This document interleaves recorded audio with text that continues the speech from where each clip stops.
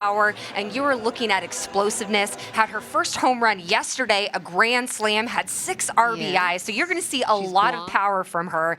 And then we go from power to speed with freshman Kendra Falvey being able to be that dynamic player. She can do it all. She has some power, already 1 home run on the season, but she can also steal a ton of bases. 5 stolen bases so far on this season. So a dynamic player in Falvey and someone who's going to lead this Gator offense.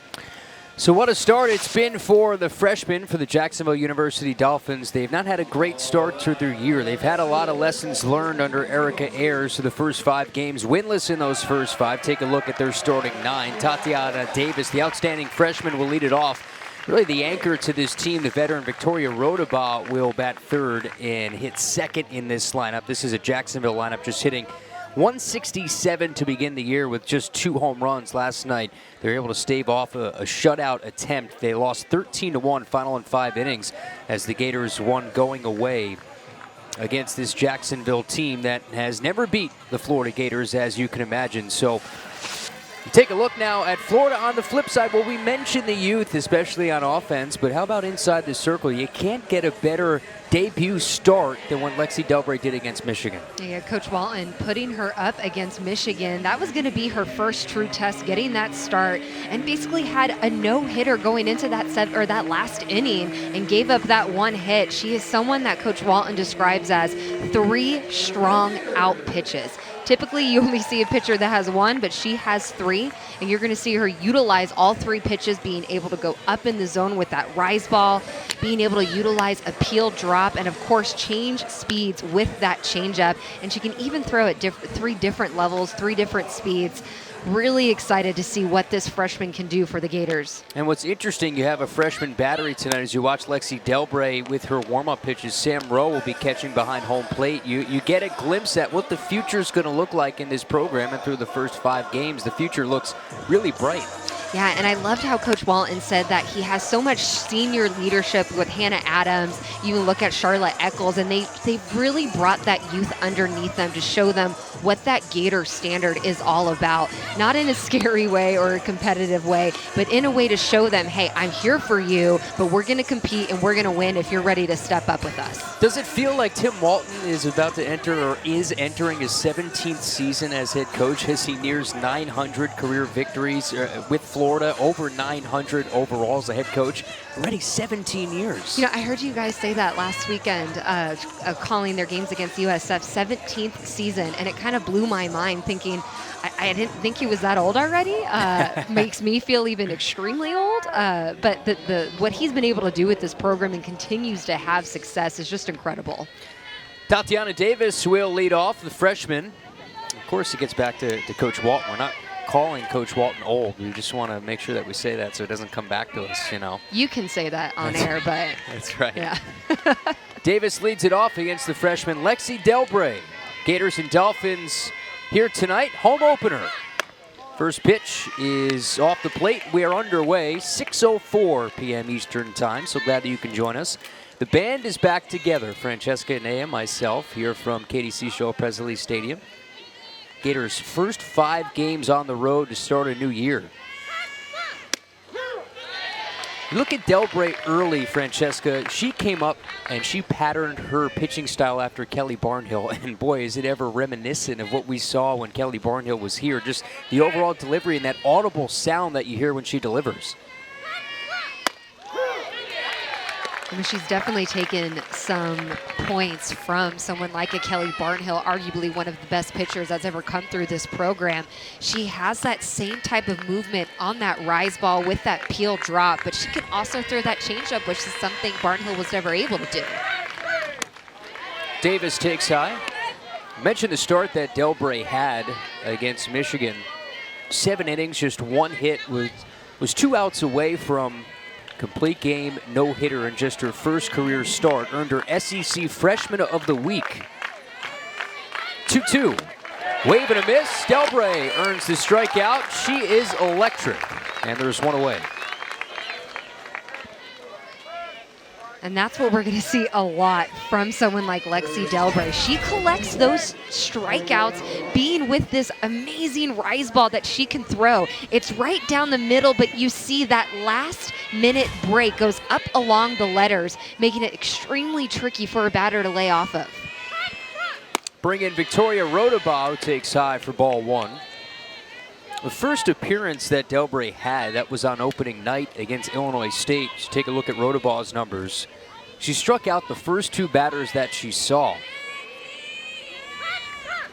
And it was just a glimpse because we've heard so much from this staff and, you know, Coach Walton about how her stuff is real. You know, use that word electric. You saw it right out of the gate against Illinois State. Strikeout, strikeout, the first 2 batters she saw. And here tonight, opening batter, a strikeout of Davis. It'll be a 2-0. And another thing that Delbray has on her side is that she's a freshman. You know, the opposing teams don't have video on her. They're so far early in the season. They're not going to be able to track her spin, track her cadence, really understand what her complexion is.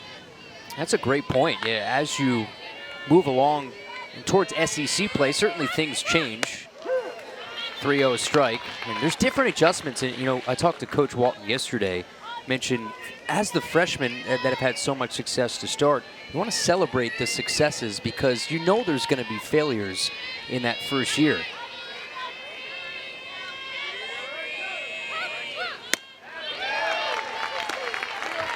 Three and 2.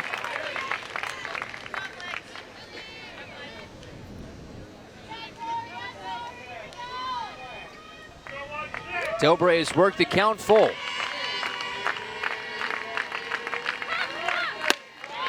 Rise ball up to ladder, ball 4. And Rodabaugh will reach.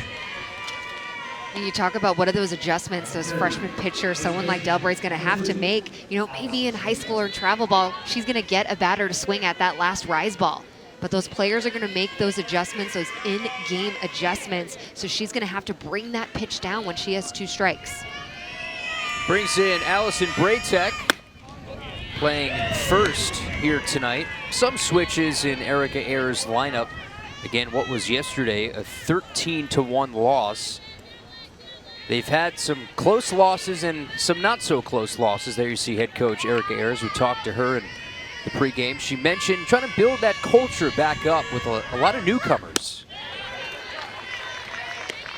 11 newcomers to this roster. They had really key pieces leave this group, and here they are trying to almost in a way build from somewhat of, you know, ground up. They're picked 8th in the A-Sun this year in the preseason poll.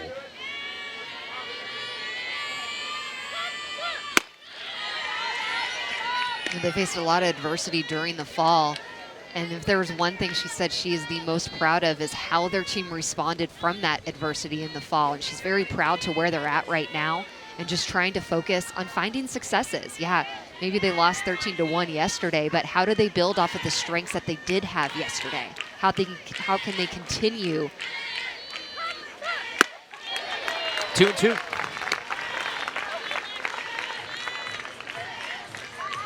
So Delbray issuing that 1-out walk. That's Rodabaugh first. Has already paid 1 batter. That was Davis to lead it off. 2-2.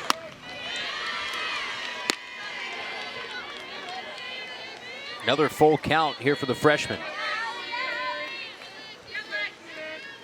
Gators enter in with the 4th ranking in the country. Started out, depending on what poll you look at, 6th and 5th in the preseason poll. Misses low.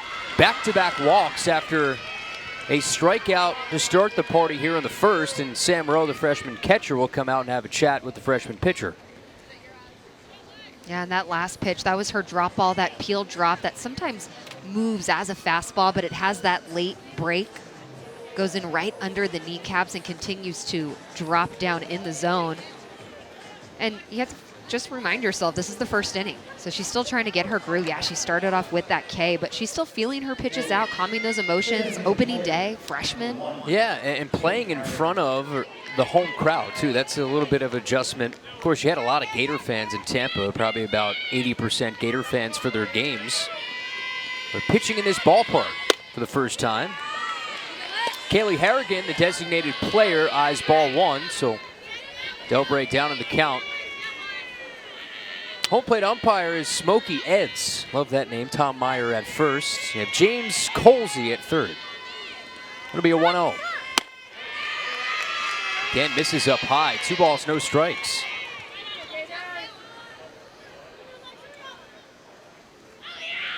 And now pitching coach Mike Bosch will come out and have an early conversation. How about this early energy boost for Jacksonville after they really struggled to get anything going offensively? And here they are, back-to-back walks with 1 out. They're threatening, and Delbray, the first 2 out of the zone to Kaylee Harrigan. Yeah, and even when you look back to that last at-bat against Rotobosch, she ended with the 2 balls. So if I am Jacksonville right now, I'm making Delbray force a strike on me. Do not swing until you get that strike. Don't go chasing, especially knowing that majority of her pitches, they have that movement to where they will move out of the zone if you let it travel deep enough. So force her to come at you with that fastball in the inside corner, maybe a screwball if she can throw it. You saw the calm demeanor of pitching coach Mike Bosch. Already in his 4th year, it's hard to think that Jen Rocha, he felt like she was here fairly recently. It's been now 3 full seasons with Mike Bosch as the pitching coach, former head coach of Syracuse. First and second, 2-0 to Harrigan. Nice response out of that meeting. And that's what the batter Harrigan and all the Jacksonville batters need to remember, is that when Delbray needs a strike, she's coming in with that peel drop on the inside corner. That's where she feels the most confident right now. Quickly evens the count.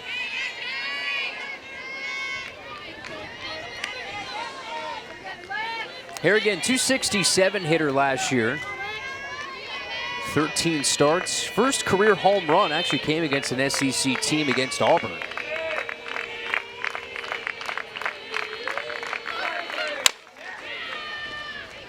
Goes foul. Harrigan 1 for 3 yesterday, struck out. It was Lugo who got the start yesterday in Jacksonville when 4 innings allowed just 3 hits against this lineup, had 4 strikeouts. And now it's Lexi Delbray with her 2nd career start. 2-2. Another full count, 3rd in this inning.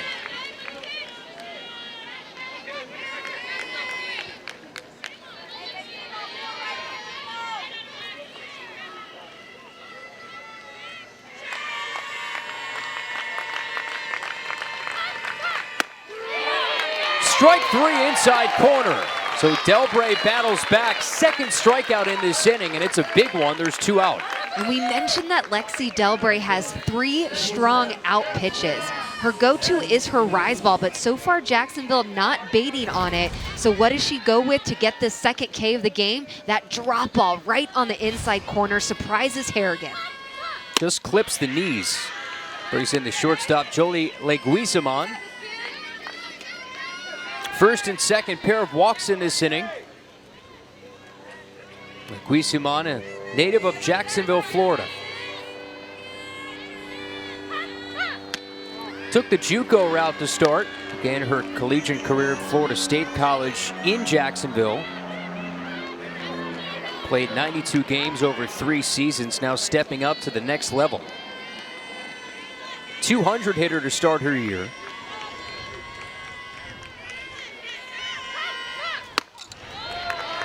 Well late, 2-1.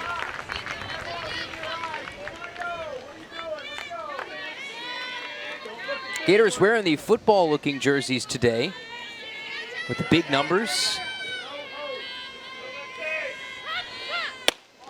I think they do that for us, you know, so we can ID them easily.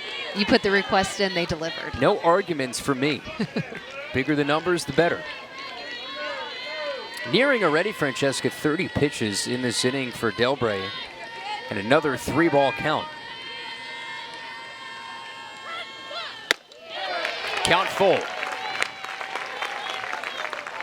This will be pitch 30 on what is another full count. You see more balls than strikes in this inning. 2 Ks in the frame. Is there a third? No. Bases loaded on walks in this inning, and Jacksonville threatening here in the opening half frame. And it continues to be off of that rise ball that Delbray just cannot get that control over. You're seeing that low rise ball have that type of bait that she wants, but when she's trying to go to that next level, it's going way too out of the zone, too obvious of a pitch that Jacksonville's not going to swing at. First pitch to Madison Reynolds, grooved in for strike one. But you're going to face situations like this as a pitcher constantly. You're going to get challenged by batters, and it's important, especially early on in this game, to let your pitcher, your freshman pitcher, work it out. Let her feel the adjustments that she needs to make. It's not like her rise ball's her third best pitch. It's her #1 pitch. So if it's not on, yeah, she can always go to that drop ball, but early on in the game, let her feel the adjustments that she needs to make to get it to where she wants it to be. Bases loaded quickly, an 0-2 count to Reynolds. Here it comes. Got a piece.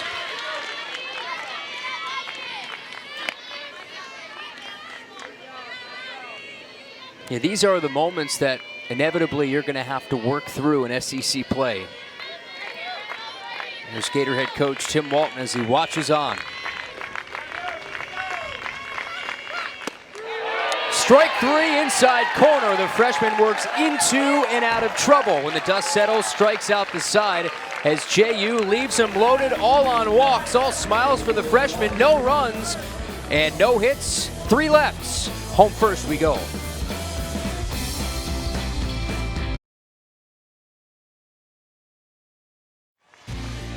Jacksonville nothing, and the Gators coming to the plate for the first time. Take a look at the starting 9 put together by Tim Walton, over 960 career wins. Kendra Falby for a second straight game will lead off. Usual suspects, you see Sam Rowe catching, will hit at the 8 spot. Some great efforts yesterday. Reagan Walsh and Avery Gels both going yard for the first time in their career. First pitch outside from Shelby Harp. Also, you had a 3 RBI performance from Charlotte Eccles. And there you see Shelby Harp, Francesca, transfer from Austin Peay, spent 2 seasons there, and will get the start tonight in what has been a Dolphin team that has only thrown 2 pitchers this year. Skylar Whitty went last night. Yeah, they lost a lot of depth in that pitching staff. So key transfer from someone like Shelby Harp, someone that you're going to see predominantly throw a curveball both sides of the plate, mid-60s. But talking to Coach Iyer, she had said it is going to be so important to get that first pitch strike against the Gators. They like to take their walks. They like to see a lot of pitches. And if you fall behind, you feel susceptible to that threat that they have. And that threat starts at the top of the lineup with Kendra Falby, who had her first career home run. There you see the numbers for Shelby Harp. Native of Georgia, winless, and over 9 ERA in 13 2/3 innings. Jacksonville hosted their first 4 games of the year on their home field, all 4 losses that weekend. But Falby, what an impact, hitting .571. We showed it off the top. That leads all Gators. Hit that home run and showcased some power that maybe she didn't know she had. Easy flick of the wrist, went opposite field against Kansas City. Takes an inside corner, strike 3. Big first out for Shelby Harp, and there's 1 down. And that's a strikeout we're celebrating. If you're Shelby Hart, feeling like you are hitting those corners, starting this game out on the right tempo, right on the inside corner with that curveball, high in and tight. Falby thinks it's a ball, but that is the perfect location that you want on a 2-strike count. And Harp doing something not a lot of pitchers have done to start. Let's get Falby out. Here's Hannah Adams, who's hitting all 5 games to start a new year. What a season she had last year, Francesca, hitting over 350, power numbers, career highs, 10 homers, 38 runs driven in, over 100 total bases. 5th-year senior this year. Think about some of those hits, too, that she had came in the keyest, most needed moments ever for her team. Yeah, 6 of those 10 home runs came 6th inning or later. And that earned her the nickname Clutch Hannah or Clutch Adams, depending on who you talk to. I went with Clutch Hannah last year. Of course, nobody followed suit. because it's me. I was going to say, I don't know if either honestly stuck. No, it's stuck. I think it's more like superstar Hannah Adams. Yeah, Gets it anything done. qualifies, Yeah. certainly, Yeah. for Hannah Adams, who, for a lot of last year, especially during conference play, was in that SEC Player of the Year type conversation. And then, of course, Eccles enters that conversation with the year she had with 15 home runs. 1-2. Flares it, foul. I mean, there are some batters and some hitters that you know that there's always still a chance if they're up to bat. But anytime Hannah Adams came up to bat, it wasn't like, oh, we still have a chance. It was, she's probably going to get it done. She's going to hit the walk-off home run because that's just what they need. It was almost a similar feeling to when you saw Amanda Lorenz step to the plate late in the game. You just had a different type of confidence. Popped up. Rodabaugh over, has room. Quickly 2 up, 2 down for JU.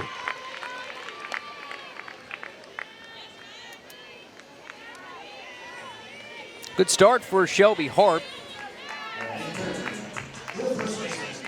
Take you through her journey to get here to Jacksonville. Native of Social Circle, Georgia. Final year in high school, won 20 games, 1.24 ERA, struck out 180 batters that year in 140 innings. Before college, and Skylar Wallace, the newest skater, stands in, at least getting a chance to wear a uniform this year. Had the clipboard last season.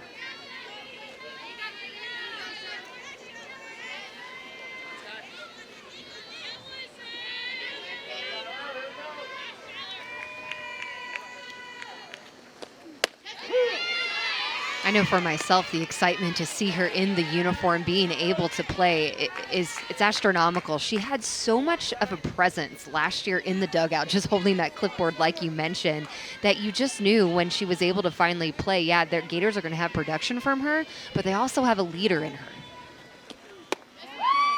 2 balls and a strike, and not only a transfer, but somebody coming from within the conference from a rival in Alabama, where she had a stellar 2 seasons, including hitting .387 in that COVID-shortened year.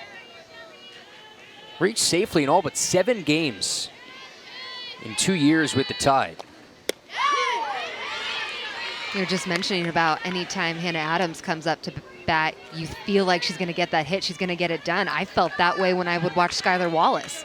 Anytime she'd come up to bat, I thought, oh, goodness. She is that game changer, that one batter who could just change this game with one swing. 2-2. Tap foul in the other batter's box. That's a foul ball. And to adjust that note, Wallace reached in all but 18 games with the Crimson Tide, and now playing a different position. Of course, was a middle infielder with the Crimson Tide, and now having to play first base with Reagan Walsh, the freshman, playing at shortstop. Of course, you have the mainstay in Hannah Adams at second. So an added wrinkle to this year for Skylar. Just steers off the plate. I think as Skylar Wallace was forced to sit out last year because of the transfer rules, she doesn't really care where she plays as long as she gets that opportunity. She's hungry. She is that player who has so much passion for the game. As long as that she gets the opportunity, she's going to take it.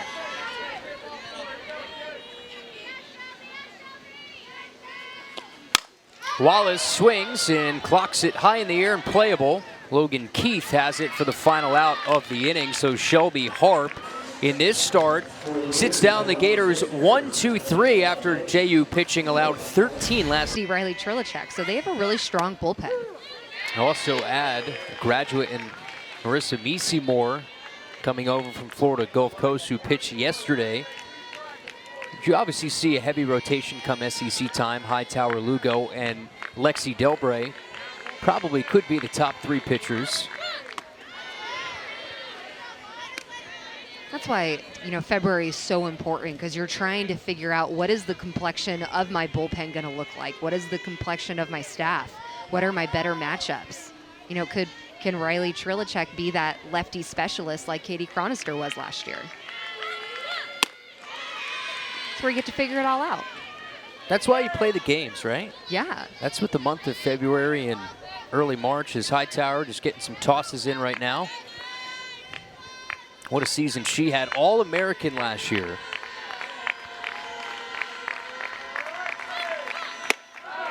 Lexi Delbray wins the battle. Another full count, but also another strikeout. It's already Delbray's 4th. Every out recorded has been via K.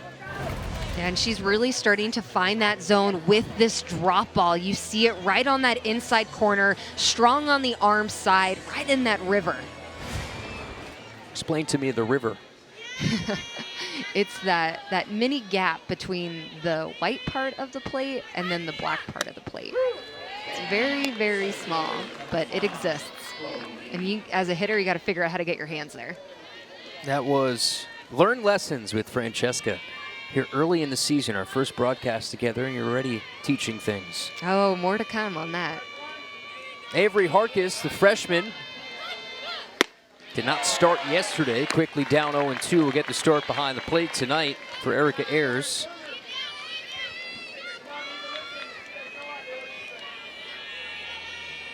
Nothing but strikeouts and walks. 0-2.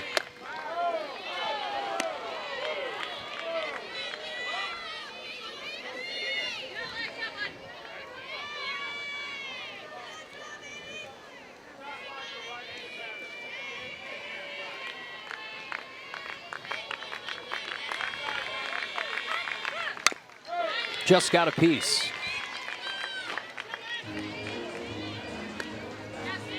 Of course, last year started out with the COVID restrictions and social distancing with crowds, and now right away you get crowds in full force back in the ballpark to start the season.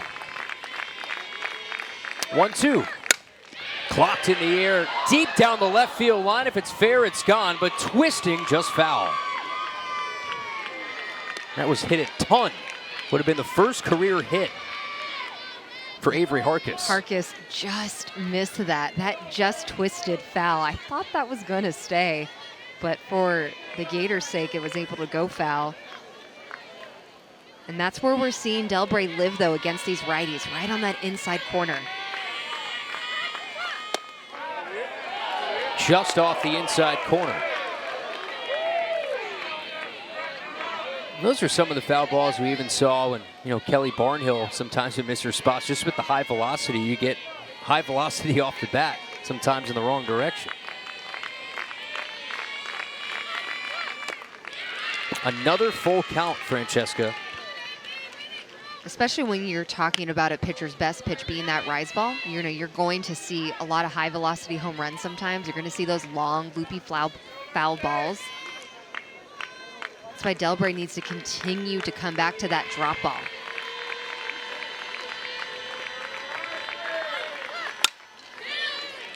Right back towards us. Good battle here from Avery Harkis, part of that newcomer class that's trying to build that new identity within this Jacksonville team.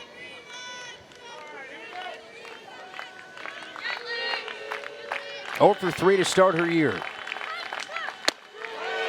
Locked up, strike 3. Number 5 for number 16.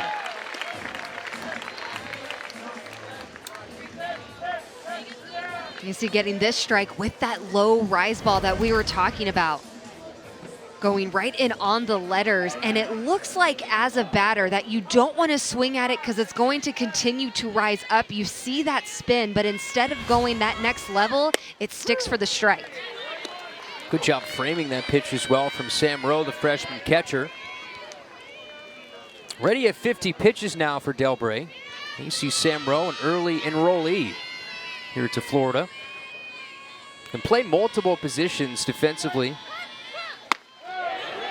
as Chloe Lee went around for strike 2.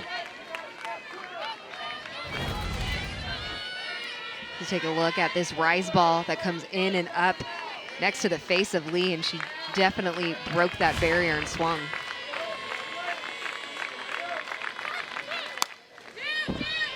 Lexi Delbray looking to strike out the side in back-to-back innings.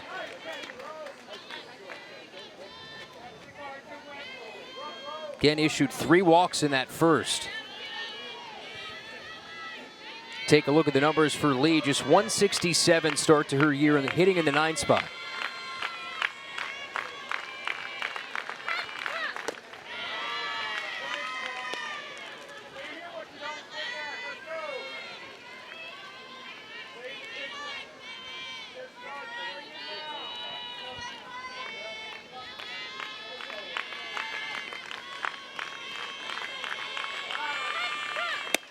How about another? Lexi Delbray strikes out the side again. 6 strikeouts for Lexi Delbray. The freshman locked in that second inning, faces the minimum. Just a lot of swings and misses. Freshman Lexi Delbray making a name for herself in her freshman debut, 6 Ks.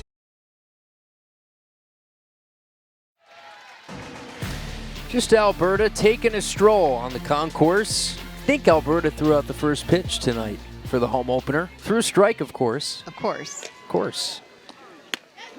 Meanwhile, Shelby Harp throws a strike to Charla Eccles. Had somewhat of an odd start to her year, hitless in her first 11 at-bats, but boy, did that change yesterday. Really turned the tide on the start to her season. Was one of her first 16 yesterday, had 3 hits. Eccles 3 runs driven in yesterday, 3 singles after striking out against Skylar Whitty. The significance of that, she only struck out 3 times all of last year, and now 21 times in her entire career.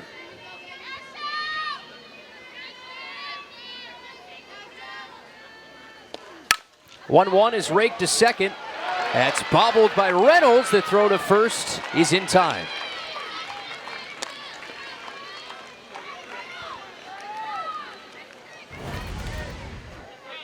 As you see Eccles getting on top of this ball and putting it down in the dirt. Reynolds kind of bobbles it, but still able to come up with the play to get that first out.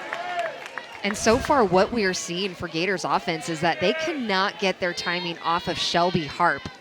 Harp is keeping the ball away from them, making them chase, making them have very outside, inside-out swings. Brings in now Reagan Walsh. Yesterday had a career night. 3 hits in 4 at-bats. Hit a grand slam and had 6 RBI. That's not bad. First career home run. And it's important for freshmen especially to have a day or a night like Walsh had yesterday. You know, you go into opening weekend, you're challenged as a freshman, but then when you go to some of those midweek games and you're able to really expand your craft and feel comfortable, that's just going to gain more confidence down the road. Those games do serve as a confidence builder for sure in the midweek. This is what we've seen from the Florida offense to begin the year. They've outscored their opponents 39-2. One of those runs coming last night, and have out-hit their opponents 47-16. Yet to have a hit tonight.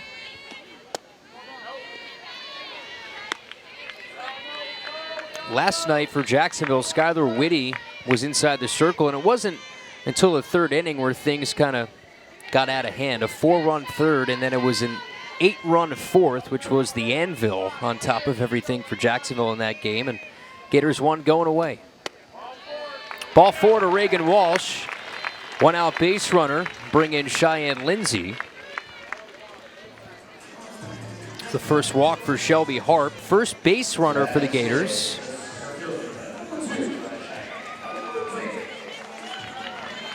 Now stands in Lindsay, who had a signature moment, as much of a signature moment as you can have in the opening weekend against Michigan.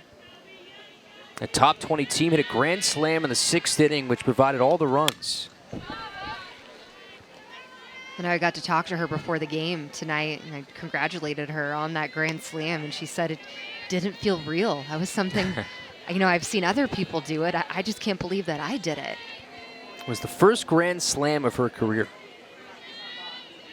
And of course, last night, Reagan Walsh has got to go and show her up and hit a grand slam of her own. 1 strike pitch is spoiled foul. See, I call that, you know, teamwork. So you have Cheyenne Lindsay does the grand slam on the weekend, and she passes is that what that is? Exactly, passes the baton over to freshman Walsh, coming up with her first home run, first grand slam of her career. And after that 6 RBI effort last night for Walsh, already 7 RBI. Lindsay has 7 runs driven in as well.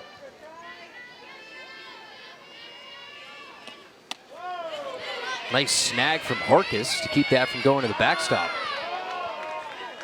And when you look at someone like Reagan Walsh, she doesn't have an easy job. She is a freshman who's being asked to bat behind Charlotte Eccles. So she's gonna get a lot of good pitches thrown at her, and she has to capitalize.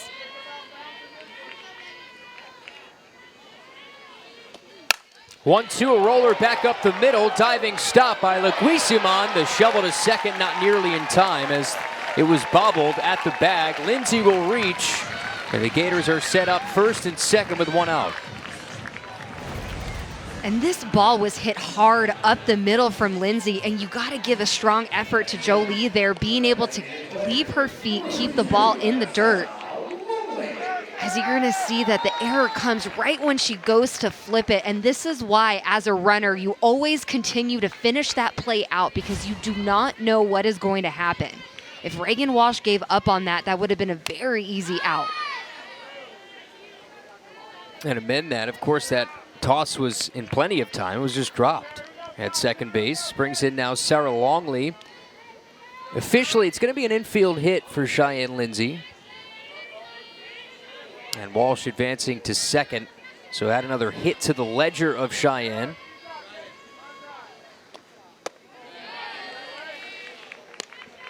Interesting role. We'll wait and see what Sarah Longley's going to have this year. Of course, you enter in Reagan Walsh to the everyday starting shortstop spot. Can we still see Sarah Longley in certain situations starting at short, or maybe utilizing her a little bit at different positions?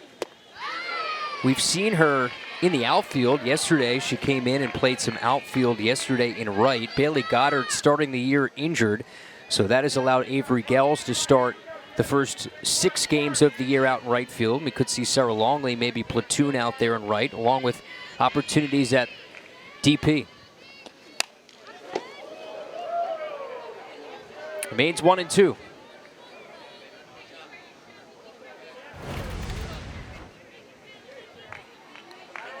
Oof. Coach Thomas over there, hitting coach for the Gators. That's tough. Tough place to stand over there. Longley cracks a looping liner, shallow left center, dropping, and that will drop down for a hit. Reagan Walsh gets up, slides in safely at third, and Longley will have a base hit. It was a tough play for Chloe Lee in center. Does drop, and the Gators have him loaded here with one out. And Longley's just that type of a hitter that is very tough out to get. She fouls off a lot of pitches. She has a good eye. And because the Jacksonville outfield was playing so deep, it's so hard for Chloe Lee, the center fielder, to track this ball down. As you can see, Longley gets a little jammed, but is able to get just enough of it to find some green, and a heads-up base running from Reagan Walsh to stay in the middle of the base path. Jam shot bouncer, snagged by Braytek, comes home for the out. Rowe will reach on the fielder's choice, 3-2 on the out, and a gigantic first out. Nice play by Braytek on the backhand to get that big second out, I should say. You see a defensive play that happens so quickly right after the other one, when you see Sam Rowe really makes a defensive swing and just heads up play from Reynolds, knowing where you're going with the ball before it gets hit to you. 2-out opportunity for Avery Gels. Bases loaded. Gels set one into orbit last night. First career home run.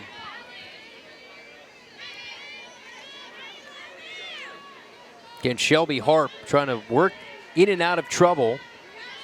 Both pitchers have faced bases loaded jams in this game. Delbrace came in the first. The start of the year, Francesca, for Avery Gels, hitting .364.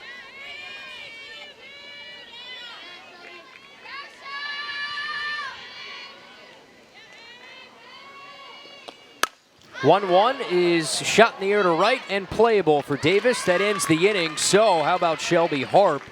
As the Gators had the bases loaded with one out, not able to bring in any runs. We still remain scoreless through 2 here at KSP.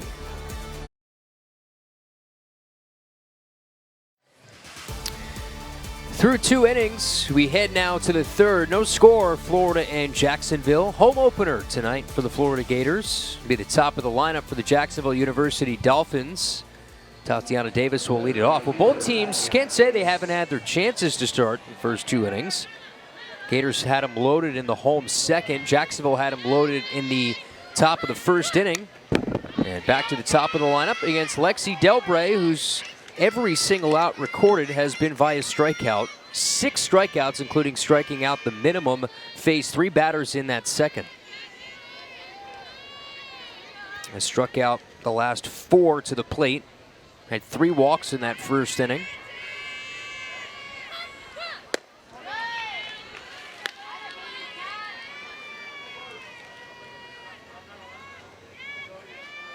Also didn't give you a weather update, which we usually do off the top. About 70-degree night. I should say 68 degrees. And very fair. Not quite sure what that means, but it's fair. You know, Francesca? I don't know, but I will say it's a nice night. Yeah. Yeah. Is that what it means, fair? When you say that? Okay. It's fair. It's fair. When it's unfair, Yes. then you have problems. 2-1, lofted towards Falby, trying to showcase that speed. Can't get there in time. You have a lot of speed in that outfield, starting in left field with Kendra Falby. Of course, the speed of Lindsay in center, starting in that spot for another year. And you have the speed out and right of Avery Gels. Not a lot of balls are going to get through that left center field gap. Lucky number 7 already for Lexi Delbray. Has struck out the last 5 to the plate, locked and loaded. And especially when you look at her first inning, trying to find the strike zone, but then she came back in the second inning and found what she wanted to go with, and that is with that drop ball, getting her 7th strikeout with it right on the outside corner. Love the response from Delbray and the adjustments that she made. Rodaball grounds it up the middle. Walsh can't glove it. Rodaball will reach. We'll see how they score that. Tough play in front of the bag for the freshman shortstop who had a fielding error last night. And JU will have their 4th base runner as we take another look. Well, Rodaball doing the smart thing and swinging early on, getting on top of this ball. And you can see the shortstop Walsh started to stand up while she was still fielding it, and that is why she makes that error. You got to stay low, keep your body moving. See what the official scoring on it is. Still nothing on the board yet. Allison Braytek eyes a strike. Still waiting. Dum dum, dum dum. Look at the error or hit category. It will be an E6. Yeah, and I think that's the right call to make. That's a ball that any shortstop's going to say that they need to have, especially since it went right into the pocket of her glove. It wasn't, tipped off of it. She should have come up cleanly with that, and that's a ball that she knows that she should have had. So back-to-back games for Reagan Walsh with an error. Only 2 errors for the Gator defense this year. Braytek fouls it off. Think of how good this infield is going to be. Once Walsh gets comfortable at that, at this level playing shortstop, but just look at offensively. Hannah Adams, you see there at second. The corner infielders, Charlotte Eccles and Skylar Walsh. You could have 3 All-Americans in the infield. I can argue, you can say you could have 4. Reagan Walsh is someone, as a freshman, being that starter, that just shows how much talent that she has, how much talent she possesses. And she's going to make some freshman blunders. That's bound to happen. But the talent outweighs what some of those mistakes might be. Number 8 for Lexi Delbray. Reared back that time to pick up the strikeout. Continues to cruise. And trying to battle around that E6. Now 2 outs. Boy, if this isn't reminiscent of all those games we saw Kelly Barnhill pitch. The high strikeout totals early in games. Grew up wanting to have that rise ball just like Kelly. Whipped in the air to left. Falby ranging back. There's that speed. Right in front of the warning track. Retires the side in the inning. No runs, no hits, an error, and one left. Delbray has now struck out 8 batters here tonight as we are now middle of 3.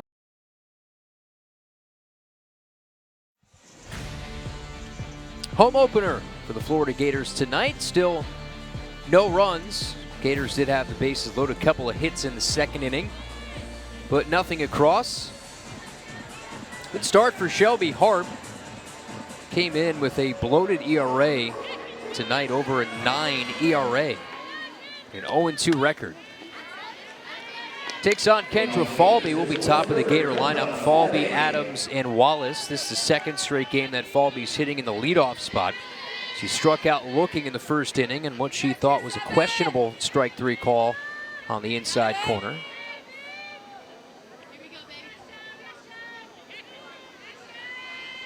One strike pitch. Check swing, hopper to short through the wickets of Lake Guisamon into left. And now, Francesca, guess the number of pitches before Falby takes off. I'm going to say 1. You might be right. I think I am going to be right. And that was the case last night. First time Falby reached. First pitch in the first inning of the next batter, she took off. Has an SEC best 5 stolen bases in 5 attempts.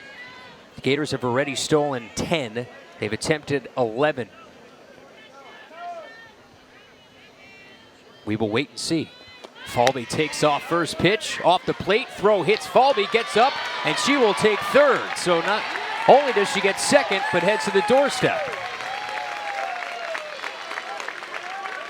And that might be the trend all year long. They're not going to wait with her because you just simply can't throw her out. I mean, I know it's so cliche, but when Falby gets on first base, it's an automatic double because of that speed. Even when the ball got away from the shortstop, Jolie, Falby knows it's a small trickle, but her speed will get her to third safely. That's just next level fast. 1-0 count here to Adams. Infield in. Trying to cut off the run at third.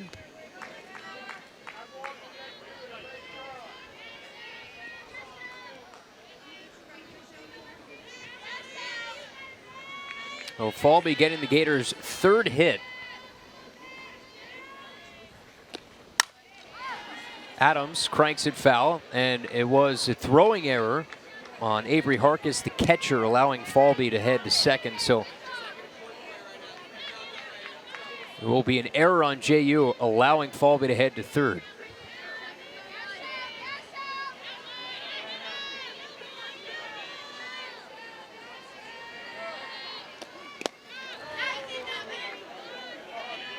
Good stop from Harkis, 3-1.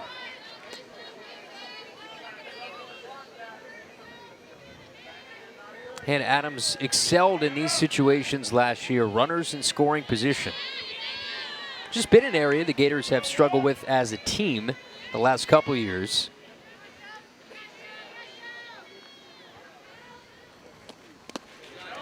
Harkis has to block it again, and Adams will walk. So runners at the corner, still nobody out. Of course, adding to the pressure of balls in the dirt is what you have at third. You can see Shelby Harp feeling that first little flare of pressure with having Falby at third base. Uneasy with that curveball, falling it into the dirt. As you're going to see the pitching coach coming out to try to regroup with her mechanics and remind her, hey, this is how we need this ball to be released. This is the side of the plate that we're focused on. And that's Amanda Haverman, pitching coach for Jacksonville, talking with Shelby Harp. What do you think that conversation is in that huddle right now? I mean, at first it was Haverman trying to remind her, hey, stick with your mechanics. This is where you need to finish. And then you have Coach Ayers coming out there reminding them, hey, you know, yesterday we lost 13-0, and now look at where we're at right now. Reminding them of where they're at, stay where your feet are, and continue to come up with some big plays. You know, they had a few errors so far, but you can't let this pressure get to you right now. Up to Skylar Wallace, who is 0 for 1 tonight, flew out to left. Still a scoreless game in the home third. Adams takes off, first and third play on. The throw is in time, but Falvey easily scores, so you got to pick your poison as the Gators take a 1-0 lead. That's one of those traditional first and third plays. From a defensive perspective, you ask yourself, okay, what's more important, getting that runner out or keeping that base runner at third base? And right here you see Jacksonville was more aggressive with ensuring that they can erase Hannah Adams from the base path and allow Falvey to score the first run of this game. And base is now empty. Do you think that was the right decision from the catcher to throw, or do you think she should have kind of kept that? Because you're essentially conceding the run once you throw it down to second. I think right there it's showing that Jacksonville has a lot of faith in their offense to try to come back and score some more runs.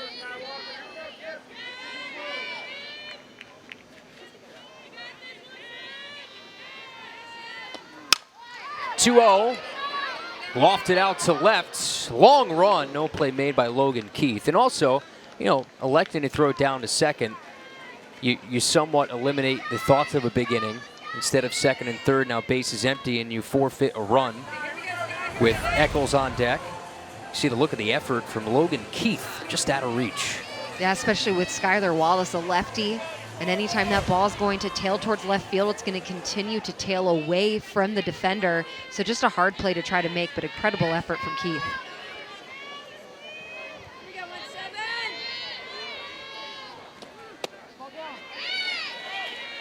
And last year, the loudest voice in that dugout was Skylar Wallace, again, holding that clipboard. Every time we showed a shot of the dugout, it was her with the visor on, either backwards or on either which way, just cheering on her team, and now gets a chance to put on the uniform.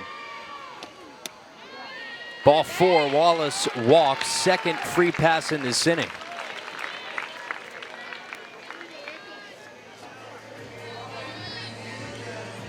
And now it's up to Charlotte Eccles, who grounded out in her first AB. And here is another potential base stealer. Put the over-under at how many pitches Skylar Wallace before she takes off. She was 15 of 15 in the fall in stolen bases.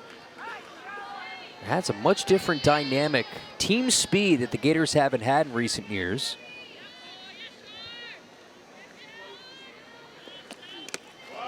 Bluffs towards second. I was going to say, between Falvey and Skylar Wallace, I think they combined for 30 stolen bases in the fall. Yeah.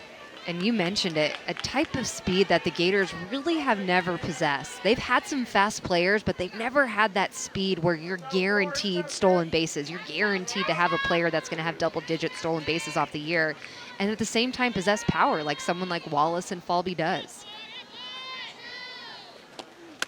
Wallace takes off, throw down to second, and Wallace in safely. Most likely looked like the hit and run was on as Eccles just kind of flailed through that one for strike one. And Wallace earns a stolen base. It's a lot of pressure as a catcher when you know you're facing a team that's just going to run on you and run on you. Regardless if you have a strong pop time or not, they're betting on that speed. So you got to be ready back there and step up to that same challenge. And you compare the fall to last year, the Gators had 56 stolen bases in 56 games. The Gators in the fall, they had 46 stolen bases in 50 attempts. So if that doesn't tell you the adjustment to how much more dynamic this team is going to be creating runs, it's right there. The proof is right there. Eccles gets under this one, parachutes it out to shallow right center. It's just falling down to the ground as it just kept tailing and just falling down into that natural grass in the outfield. That was a major league pop fly from Charlotte Eccles. And it looked like that ball was sailed so high in the sky that it possibly went even above the lights, causing the defenders to lose it. As you can see, everyone's calling for it, but the second baseman, Reynolds, is the one that says she's going to get it, but just loses it in the night. And when you have someone like Charlotte Eccles who's still trying to get her footing in this season, those are the kind of silly hits that you need to take, that the game is going to repay you back in some way, and just to keep trying to swing and find that rhythm. Does go down as a hit in the box score. Reagan Walsh Rainbows one to right. Davis in, makes the catch, tagging is Wallace, trying to show the speed up the line. Wallace scores as Eccles scurries back to first. She's in safely. Sack fly for Reagan Walsh. And the Gators double up their lead. It's 2-0. So we keep harping about the speed that someone like Skylar Wallace has, and right there is a great example. This fly ball was not hit deep. It was actually rather shallow. And you're going to see the right fielder, Davis, has all the opportunity to come in and run in with her momentum to make a strong throw. But the speed of Wallace does not allow that easy out that should have been for any other type of runner. And nobody covering over at first to get Eccles on the backside of the play. So now 2 outs. Here's Cheyenne Lindsay. Gators 2 runs in this inning.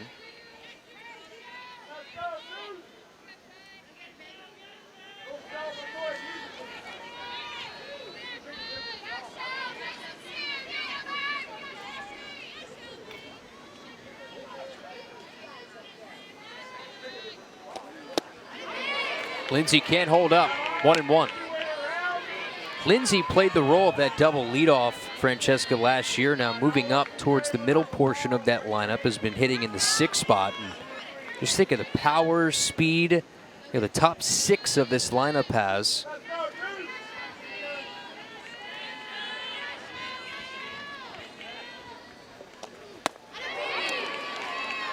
I mean, I think another word that we can say for the Gators offense is depth. You know, when you looked at that lineup last year, you were kind of questionable when you got to that 7, 8, 9, 6, 7, 8. Every now and then you'd have some big producers, but now when you look at this lineup 1 through 9, you have a lot of strength, and you still have a lot of strength that's on the bench. 1-2, a cue shot. Harp gloves will go to first for the final out of the inning, but the Gators get the first 2 runs of the game here in the bottom of the 3rd inning. Florida leaves 1, get 2 runs on 2 hits in that 3rd. Lexi Delbray returns when we do. 4th inning next. First start at KSP for Lexi Delbray. She's been locked in, Francesca, 8 strikeouts. Yeah, loving what we're seeing from the freshman, getting all 8 Ks with that low rise, but really with that peel drop that is just clipping that outside corner away from lefties, hard inside to the righties, and these Jacksonville batters just cannot get their hands extended. You see the line for Delbray through 3 innings. Those 3 walks all coming in the 1st inning. Dealt with the bases loaded jam in the 1st. And 8 of the 9 outs recorded have been via strikeout for Lexi Delbray.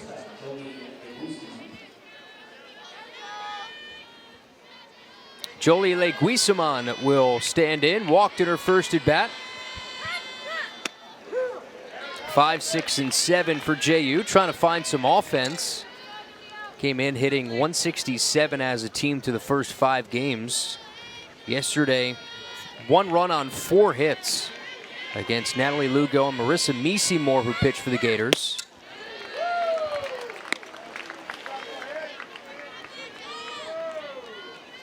Florida will have a tournament coming up this weekend. Play 4 games, including a doubleheader on Saturday here in Gainesville. Starting with a tough game, Duke coming to town on Friday. Of course, Duke a regional team and didn't get to play on their home field last year. Played Georgia. Georgia's the one who knocked off the Gators in the Supers last season.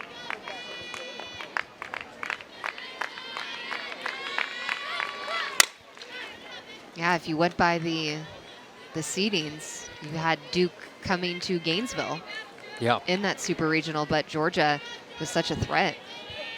You know a thing or two about that regional. Just a little bit. Yeah, Francesca called that regional, by the way.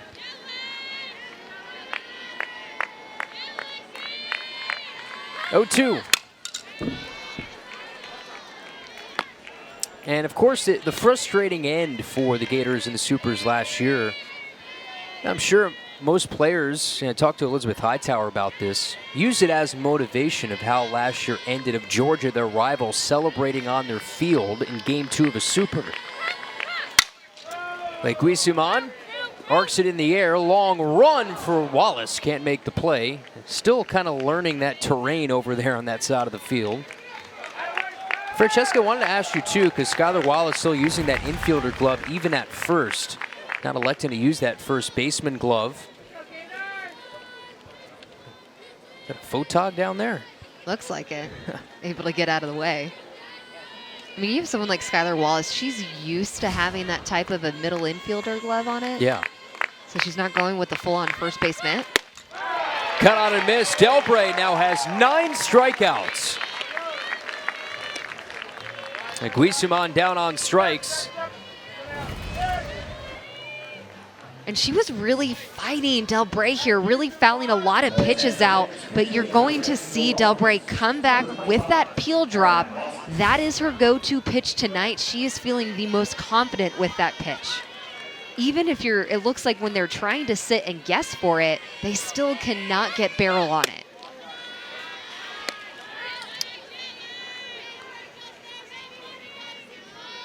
Going back to that question you're going to ask me about Skylar Wallace, though, I think over time, Coach Walton will slowly break her into giving that mitt, because it's looking like right now she only has like a 12.5 size mitt, and usually you're looking at about 12.75 to 13 per first baseman. Right.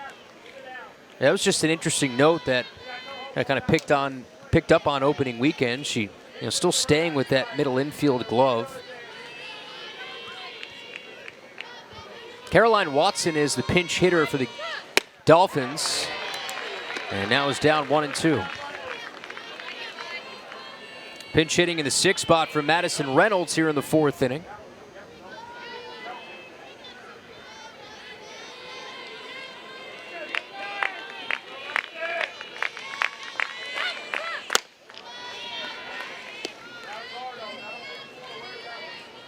And how Delbray has bounced back after that first inning.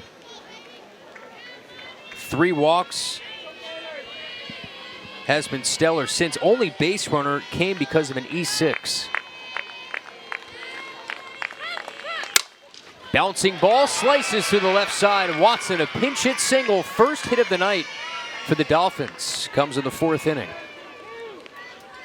Just sometimes you need that fresh pinch hitter off the bench just to come in and say, give us some swings, give us a competitive at bat, because our team can't really figure out this freshman Lexi Delbray right now.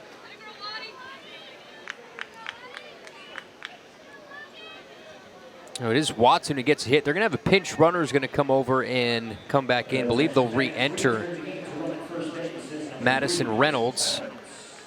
Yeah, will be Madison Reynolds who will re-enter and pinch run at first base in her original spot. And now it'll be up to Logan Keith.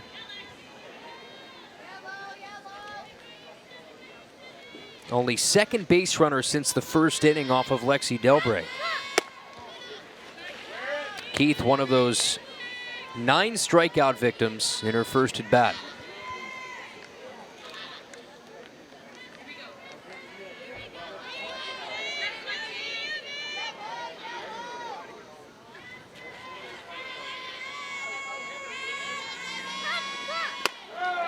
One and one.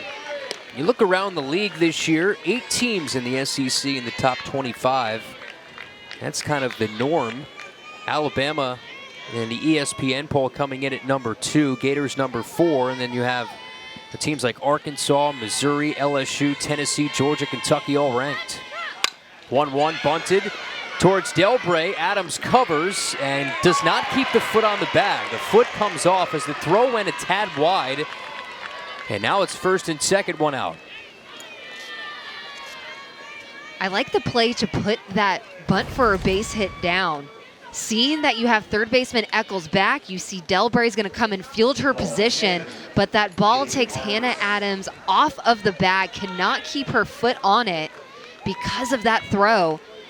And Delbray had to be quick because of the speed, because she was covering that area. Now Jacksonville 2 on, 1 out. Avery Harkis swings through strike 1. Still looking for that first career hit. Hit a foul ball a country mile down the left field line in her first at bat. Wound up striking out. Here rolls to Eccles. Could be two. There's one. There's two. There's your All-American infield. Eccles, Adams to Wallace. Incredible potential from that group. And a 5-4-3 ends the inning. Well, you see Charlotte Eccles comes up and steps up for her freshman pitcher, going for the twist. Gators are going to go back to bat.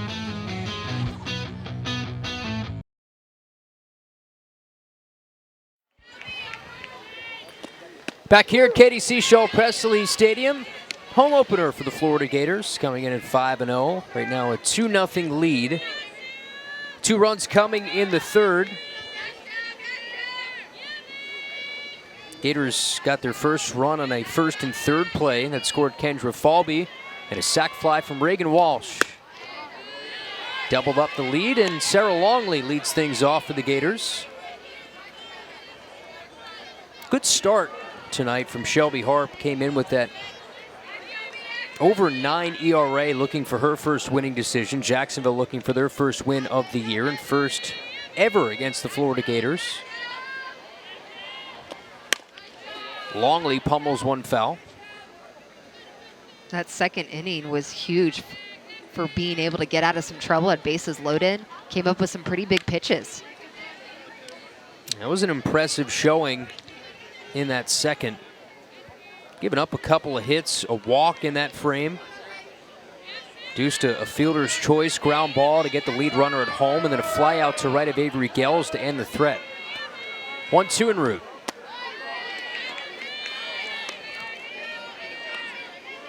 You see Sam Rowe on deck, Avery Gels in the hole.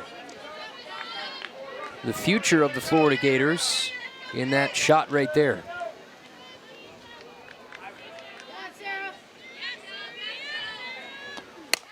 2-2 is fought off. That will curl foul.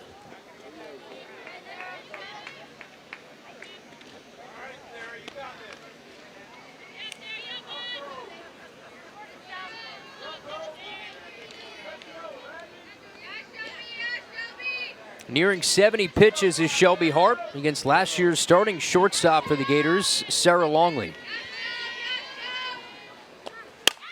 Line sharply foul.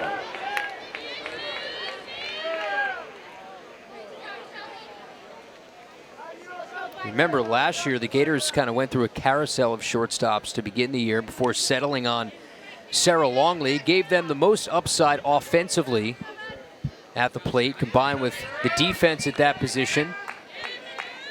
One of her bigger hits was the deciding single against Alabama in Game 1 of a regular season series. Gators did not lose a single regular season series last year. Just think of that. You know, that's something that Coach Tim Walton says when you revisit that Georgia Super Regional. The only loss, that one SEC series, even though it came in the Super Regional against Georgia. You see Ashley Harwood is getting warm. Be the first time Jacksonville would have thrown a third pitcher this year. It's been nothing but Whitty and Harp to start the season. 2-2, ripped on a line, leaping catch by Davis.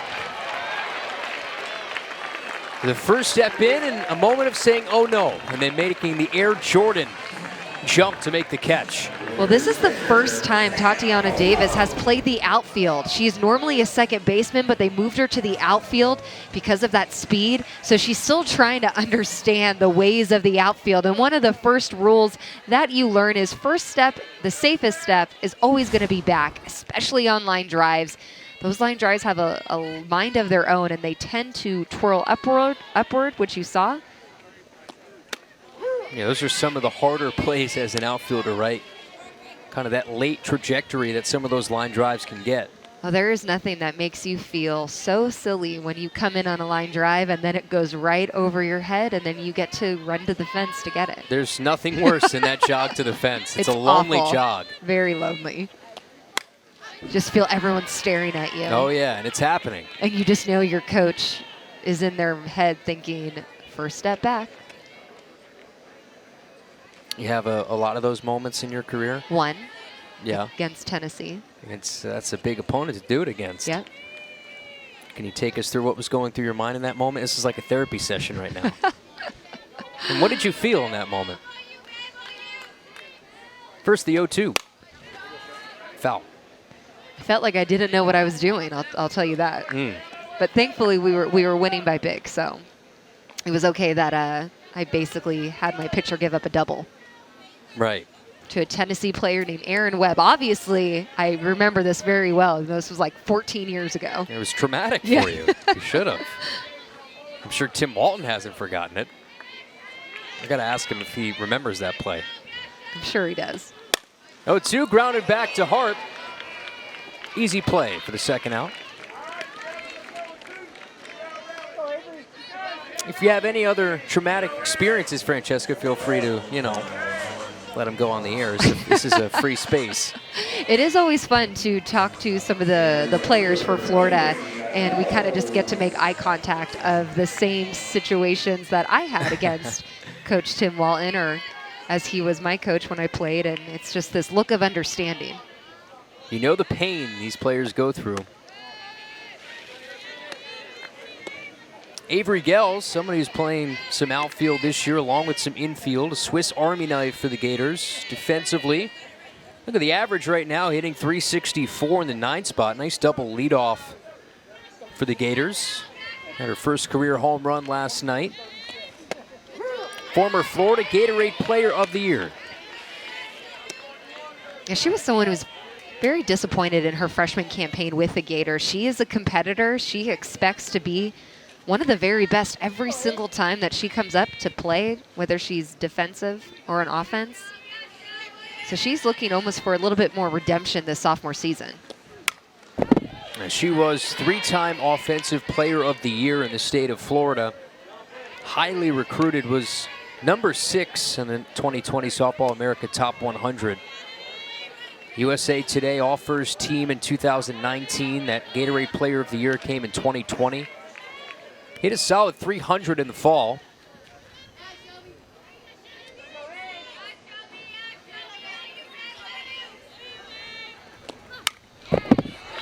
And if she's able to, pick up the offense this year, she will find a consistent role in this starting lineup. There's no doubt about it. Coach Walt will find ways to get her in the lineup. And you really never know when your number is going to be called. When they were going into this season, they thought Bailey Goddard was going to be that starter in right field. But then, Goddard comes down with an injury. They plug in Gels, and good thing that they did because she's been so productive.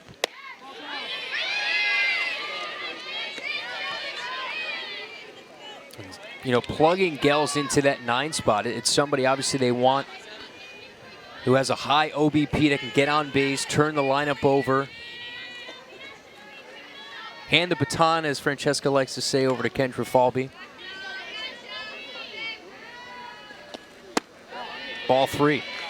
I think that's just the same. No, it is. You're right. Okay. You're right. It is a popular saying. The Olympics are going on right now, but there's no baton handing off because it's the Winter Olympics. So there's no baton in the Olympics in the winter.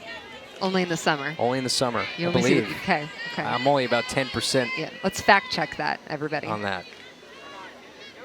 3-2 with 2 out. Pitch. Whip to left. Dropping fast. Sliding catch made by Logan Keith. Went on a long run. She's slow to get to her feet. Makes a sparkling play to end the inning. What is a 1-2-3 frame for Shelby Harp. And look at the celebration from JU. Trailing by 2 on the road.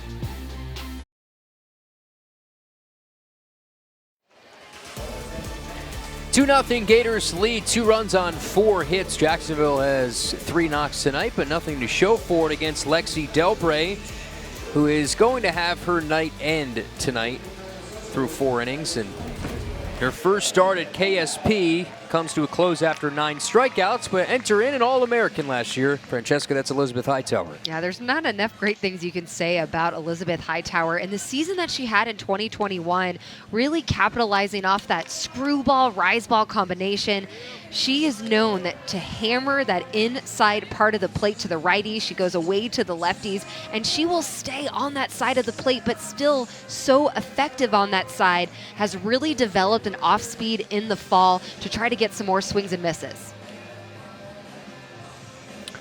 Get the final line for Lexi Delbray. 4 innings, 2 hits, no runs, 3 walks, and 9 strikeouts. And we'll get your thoughts, Francesca, on just what you saw from Delbray tonight through 4 innings.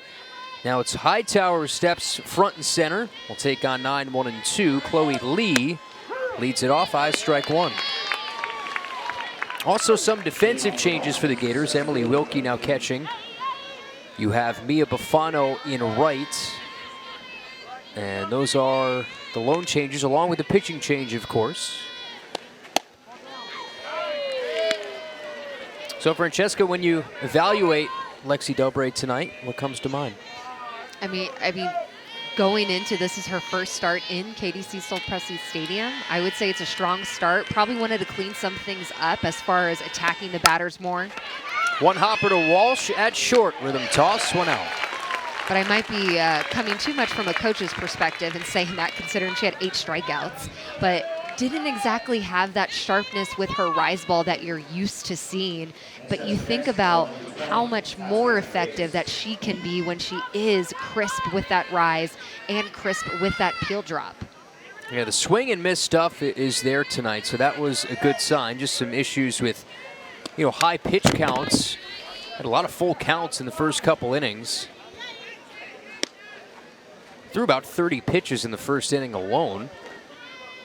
Had an early meeting with pitching coach Mike Bosch to try and clean some things up. So I'm sure there's a lot to look back at the tape and evaluate for Lexi Delbray, but when it's all said and done, only 2 hits and 9 strikeouts tonight. Not too shabby.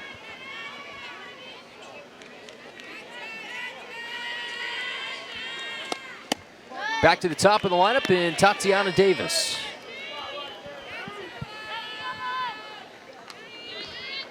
Against Hightower, career record of 27-7. Francesca alluded to some of the things that were working for Hightower last year in an All-American season. Clubbed on 2 hops to Wallace at her new position at first. There's 2 away.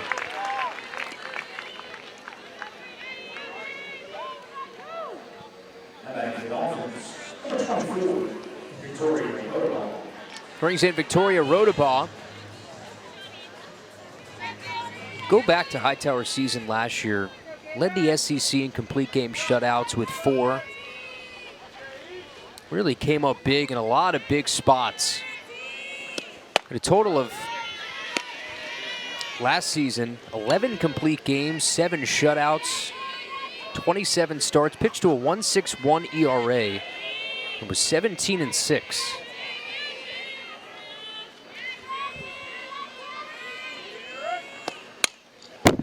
She really carried the load predominantly with that pitching staff. And I love telling everyone that she is such that workhorse type of a pitcher and so competitive that even when she gives up a home run or her team doesn't have the lead, she is still fighting every single pitch because she believes in her team. Popped up. Wilkie over, has plenty of space. For Hightower, faces 3 and sits down 3. Dolphins go down 1, 2, 3. We're middle of 5. Gators up 2 with the bats when we return.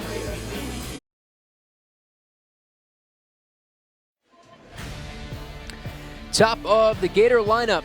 Becoming somewhat of a chilly night here in Gainesville, Florida, up 2 runs against Jacksonville, making that hour-and-a-half bus trip through Stark. Get here to Gainesville. Made that ride last night. Familiar to Gator fans, of course, for that Florida-Georgia football game in Jacksonville every year. And if you've ever been to Jacksonville and you live in Gainesville, you're familiar with that drive. There's definitely some scenery on that road trip. A lot of speed traps, too. A lot of speed traps. Yeah. And, I drove down a road in Stark, and it had about 7 different speed limits on just one stretch of road. So it's tough. And heads up, be careful. For anyone who makes that first drive. A lot of speed traps. Falby tonight has singled, stole a base, also scored on a first and third play. That gave the Gators their first run in a 2-run third inning. Also struck out looking at her first at bat. Came in hitting .571. Talked to hitting coach Eric Thomas down in Tampa, and he says that we see a lot of power in that swing from Kendra Falby, even if she hasn't seen it much in her career. He was saying that she maybe has hit 1 home run in her career leading up to that moment against Kansas City. In a travel ball game or something along those lines. So it's not something she was used to, trotting around the bases that day. A lot of times when you're young and you're fast, you have your coaches that tell you, just put the ball in play and use your speed. Be that player. But as you get older, you start developing your mechanics, you can get some power out of that swing. That's rolled to third, right through the wickets of Rodabaugh, and it's hard to think that the speed of Falby didn't kind of pick up the head of Rodabaugh quicker than she wanted to as it went right through her legs. Just thinking about that throw she has to make quickly. And that's something that goes through every defender's mind when you see someone like Falby. The moment that ball hits your glove, you gotta take it out quickly for that throw. And you see Rodabaugh lifted her head up before she cleaned it, or fielded it cleanly. It gets by Buckner. You remember that call, Francesca? In that moment, 1986 World Series, similar play, of course, different side of the diamond. The first baseman. Yes. Bill Buckner. Of course, the Mets went on to win that World Series in 1986, but a similar type play, just again, flipped on the other side of the diamond. I wasn't born yet, so I don't. No? No. There's this thing, it's called TV and books and YouTube now. Yeah. Falby takes off, pitch for a strike, throw down to second, not a chance. Second stolen base tonight for Kendra Falby, and she is now 7 for 7 here in 2022. And you just saw the catcher, Harkis, put her head down, just shaking her head, because that's a perfect throw. But that is how fast Falby is. Even you can have that quick pop time. That was probably maybe 1.8, I'm going to guess. But the speed of Falby is unmatched.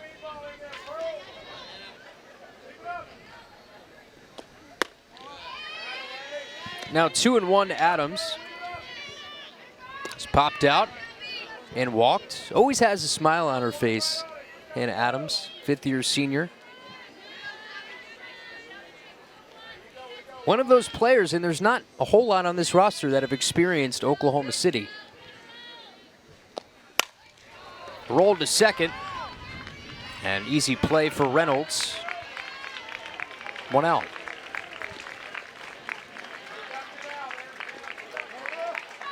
Well, you have Skylar Wallace, who experienced the World Series in a different uniform at Alabama, played against the Gators in 2019. What was a 15-3 Alabama win that day. That was when Kelly Barnhill essentially was superhuman to bring the Gators that year to the World Series. Kind of ran into a buzzsaw that day. I think that was the first time, too, Alabama had ever beaten the Gators at the Women's College World Series. So it's a big statement win for Bama. But that's that type of experience that you can't teach with Hannah Adams and Skylar Wallace, understanding that power and how fun it is to play at Oklahoma City. And when you get a taste of it, it's what you're always fighting for. You'll hear a lot of coaches say, our goal is to, win a national championship, but we need to make sure we're ending our season at OKC. That is our goal every single year, because you feel just shortchanged if you don't do it, when you know just how many emotions are there on that diamond.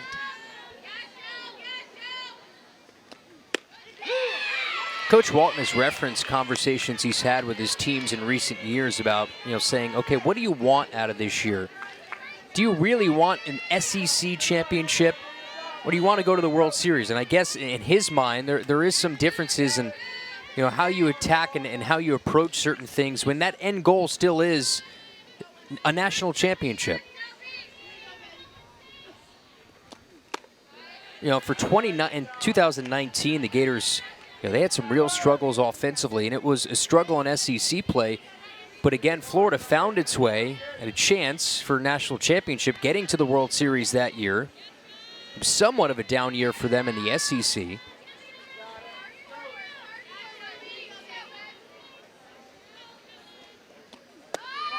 I know for myself, you always talk about, we want to win a national championship. What is that going to look like, and how do we need to work in order to win that national championship? And if we then won an SEC championship along the way, awesome. But the goal was always that national championship. And that's that different type of mindset. It's not, let's go for the SEC and then see if we do national championship. Wallace bounces one to second. Reynolds fields and fires. And that'll bring in a run as Kendra Falby cruises across, and the Gators tack on one more. Now a 3-0 lead RBI for Skylar Wallace. We talk so much about this Gators offense being dynamic, having some power, having some speed, but also being situationally smart. You have a runner at third base. Skylar Wallace only has to pull this ball to the deepness of where the second baseman Reynolds was playing, and you're going to have Falby score easily. Looks like at second, Francesca, they did make a switch. Allie Braytek playing at second base. She's the one who made that out at second. Got my back there, thank you. Well, I'm the one who screwed it up first, so we were 0 for 2 on that one. Hey, first game of the season for us too, That's right? Charlotte Eckel stands in here on the 1-0, whips one to center, dropping fast, and lunging in is Chloe Lee. For the final out of the inning, Gators get one more and a run-scoring ground out from Skylar Wallace. Gators tack on more insurance. 5 complete here from Gainesville. Here in Florida this weekend, Florida, Villanova, Louisville. I really need you to stay in my zone of softball. Yeah, You're bringing in 1986 baseball, college basketball. I'm really throwing a lot of things at you. You really are. Yeah, I apologize. So you should compare and contrast to softball for me, please. You got it. Done and done. 1-2. And Harrigan is done for the AB. Hightower picks up a strikeout. That's her first in relief. And that's the first out.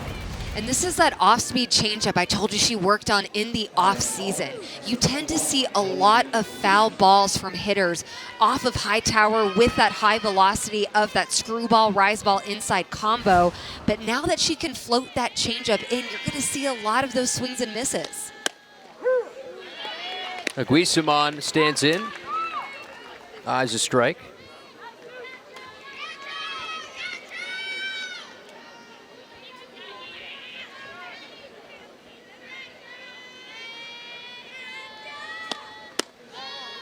Asked Hightower in the preseason about the pressure of being an All-American and now having to live up to a different standard after what we saw last year. And she says that there's always a hint of pressure, but more focused on what's ahead of me, not behind me. The one thing when Elizabeth gets interviewed, she never, if you notice, never talks about herself. She quickly shifts most of those conversations to her teammates and saying, I'm happy for my teammates. After she threw a no-hitter against South Florida in the regional, it was, no, I'm happy for my teammates. Yeah, this was great, but I'm happy for our team moving on to the Super Regionals.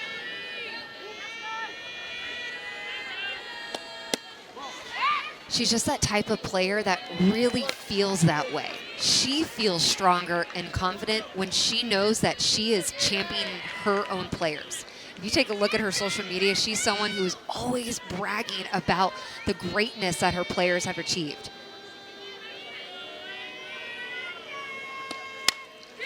And as a defender, that is who you want to play behind. Someone who doesn't have a big ego, very humble, and just wants to compete for you. She's not doing it for herself. She's doing it for her team, for the program. And anytime you come play at a program like the University of Florida, there's going to be pressure. You're the starting pitcher. There's going to be pressure. But she stays armed length with her teammates. Listen, the dirt gets away from Wilkie. And, she's had a quote in the past saying that she purposefully does not look at stats. With social media, sometimes your stats get put out there. You might see it, but she tries to stay away from all of that. It's just a start-by-start deal for Elizabeth Hightower. It's what did I do that day to help my team win? Remains full. Jolie Leguizamon has walked and struck out tonight. Was the 9th and final strikeout victim of Lexi Delbray. who's in line for the win.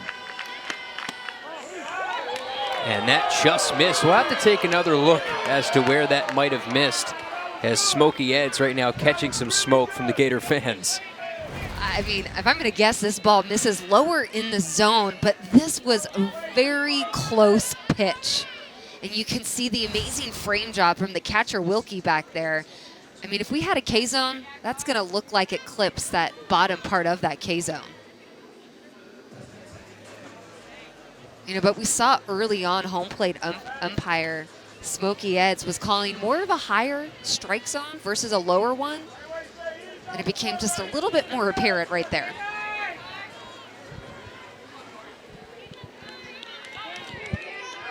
So now first and second here with one out.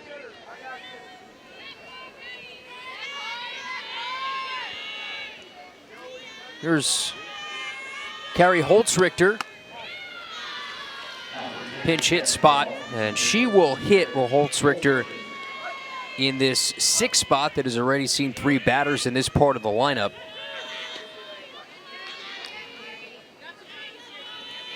Critical juncture in this game, tying run at the plate here with one out in the 6th. And credit to JU after losing yesterday, 13-1 in 5 innings, coming back, loading the bases in the first inning. They've bounced back nicely. They've had that sports amnesia tonight.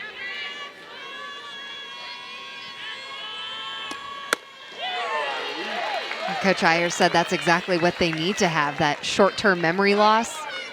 Just kind of pick apart some of the strengths that they had in the game and carry it over into Katie Cecil Presley Stadium and just continue to compete. That's what they've seen. 2-2. I'm sure these players for Jacksonville get fired up to come here and play inside this ballpark against a top 5 team.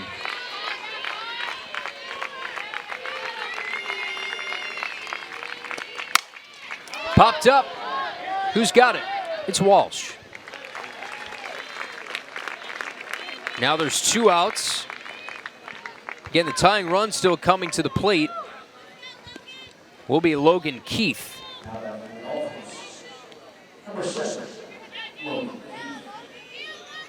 You see the focus on Elizabeth Hightower's face in every pitch. Also, you see the glasses. It's rally time. That's what it looks like. You have the Valentine's Day glasses as well, so that's a little bit more. Yeah, that tracks. That tracks for me right there. Those are cute. I need to get a pair of those. You'd wear those? Yeah, around the house with my 5-year-old, yes. Where you'd buy those, like Hot Topic? The Hot Topic still exist in the mall? I'm going to say the mall Amazon. still exist? Amazon, probably. I mean, they look like the emoji heart eyes. So, they do. Yeah. I'm being told Party City is a strong option. Probably. 1-2 to Keith.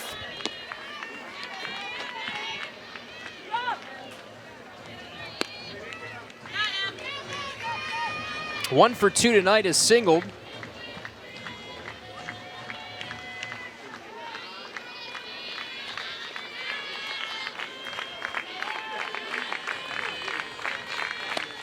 Hightower ends any further threat with the strikeout as Keith goes fishing. And Hightower strands 2 for the Dolphins. Set the tying run to the plate in the frame, but no dice to the home 6 next.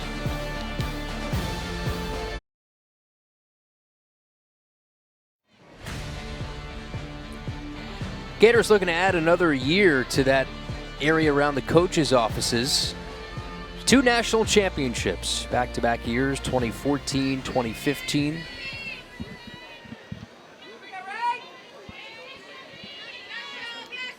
Been to 10 Women's College World Series, last of which coming in 2019. There's Reagan Walsh, will lead it off for the Gators. 3-0 lead. 3 runs on 4 hits and 1 error. Jacksonville, no runs, 3 hits, and 2 errors.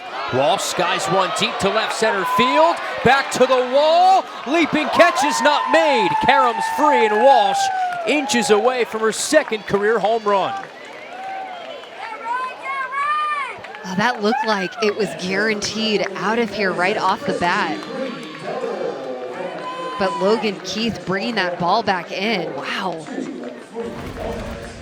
Take a look at this. Walsh gets pretty much all of this lower pitch. This drop ball just turns on it. Really golfs this ball over the fence, and it looked like it was going to be a home run, but you see Keith tracking it and makes that leap. And maybe it was not going to go over the fence. It looked like it was going to hit right on top of it after we looked at that zoom in. But man, it looked like it had that depth. So a double for Walsh. That was a high skying fly ball for Logan Keith out left. Meanwhile, Katie Kistler will pinch run for Walsh at second. So plenty of speed as Cheyenne Lindsay will step in.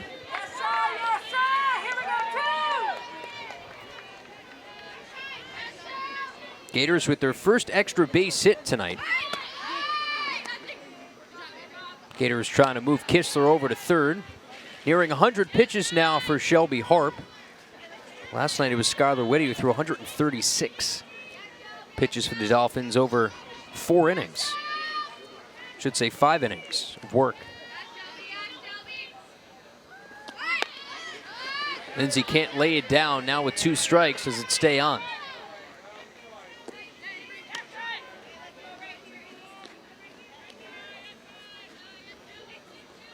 See Lindsay tonight, infield hit, and is grounded back to the pitcher.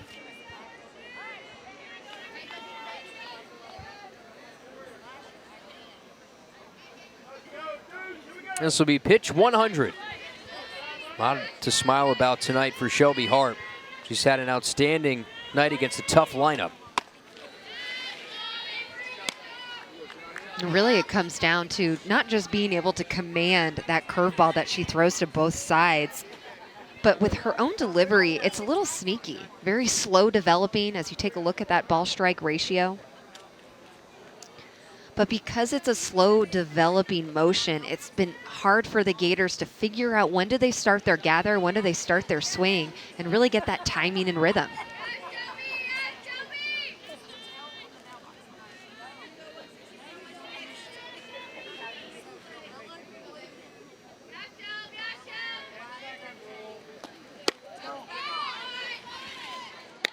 Now 2-2, left side of the infield creeping in for Lindsay.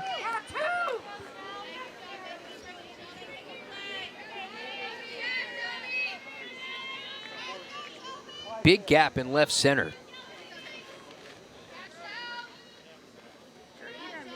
And there it is.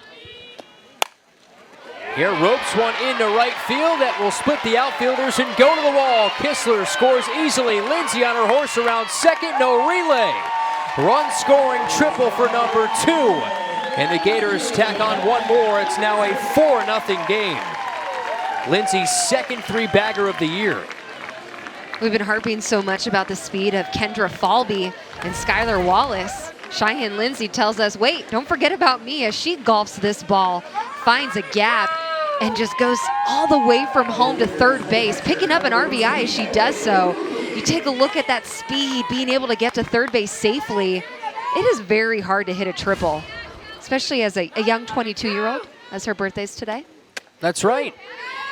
You told me to mention it. I keep forgetting to say happy birthday to Cheyenne Lindsay. I just eventually had to do it. It's because I'm just angry and grumpy by nature, so happy birthday sometimes it just doesn't come out easily. Francesca Reddy, that's the 4th triple this year for the Gators.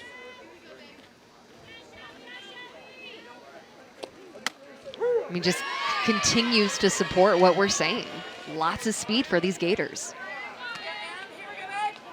And Lindsay did not even hesitate around second base. Tim Walton loves this roster this year. Says we still got a long way to go. Wilkie fouls it off. Even just listening to his preseason conference earlier in the season, You can tell he's very excited about this group. Had obviously a lot of great things to say, but talked about how much fun they're having. Was very lighthearted with everything. That's not typically his MO. He's usually very serious, very down to business. But when talking about this squad in particular, he just said, we're having a lot of fun. We're learning softball, and we're doing it good together. And Coach Walton really liked where this team was at the end of fall. You know, they've dealt with some injuries and trying to recalibrate themselves up to where they were at the end of fall. Certainly going to take some time, but it's good when you can do it with some wins. Off speed, misses low. I mean, let's not forget, this is what, the second week of season? Yeah. So many times we think that, you know, these teams have their starting 9 and they know what the matchups are going to be and they have the MO down perfectly, but it's still so early on that there are a lot of questions that need to be answered for a lot of the teams out there. Wilkie tags one foul. And you look at the start of SEC play, and won't get there until March 12th. Gators will have a lot of tournament. They'll be in a lot of tournament play, so a lot of double-header type situations. They go to UCF. They're going to play UCF late February, game that you're going to do with our friend Eric Lopez. Also, James Madison on the schedule coming up. Of course, we know the story of them last year with Odyssey Alexander. I think everyone's really excited in Orlando to have the Gators come back down and have them face off, as UCF took the 2 regular season games from Florida last year. One of them was in walk-off fashion. If you remember, Francesca, we did that game here, and they had a flat tire on their bus. They showed up late. It was a late first pitch, and they had one of their best games of the year. They came out firing in that first inning. I know Coach Cindy Ball Malone said maybe we need to get a flat tire before every game. Yeah, those UCF Florida games, they've really turned into some really fierce games. See, this is the 9th pitch of the AB here to Wilkie.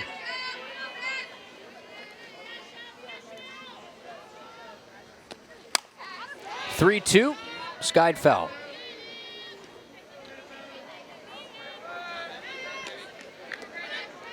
Just think of some of the great teams in the state.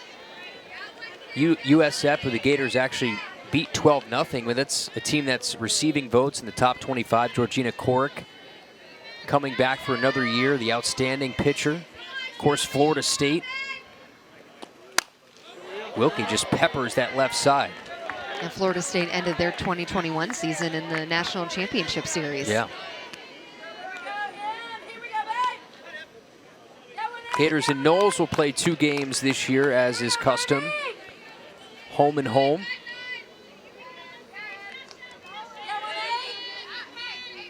No rematch this year of Florida-Georgia, at least in the regular season. Could see it in the SEC tournament and possibly the postseason. Wilkie can do this all night long. Oh, that's right off the office. Talking about the SEC tournament, though, this year being hosted here in Gainesville. That's right. Yeah. It was supposed to be last year. Of course, the shortened season in 2020 did not allow Alabama to host it. So they got last year, and the Gators will get this year. Should be a fun event. It's been a while since the Gators have hosted the SEC tournament. I was told the year the other day, and I don't remember. 2006. Oh, so you know it. That's a long time ago. Wilkie calls for time. They're going to let Wilkie head to first base.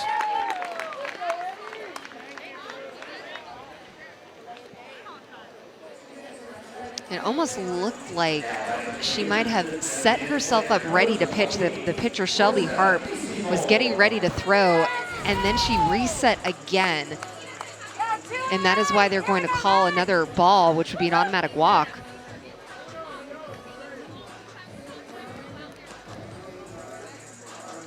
And it does seem to be that is why that she takes that walk down to first base. You know, once the pitcher gets set in the circle, she cannot take a step back and reset unless she's going to call timeout. Right. So a 12-pitch at bat officially goes down as a walk.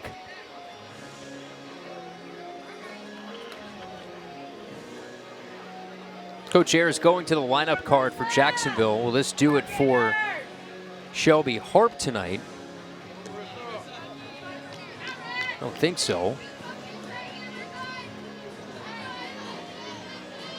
I think it was a little bit of getting the new pinch hitter from Florida while having some words with home plate umpire about that decision.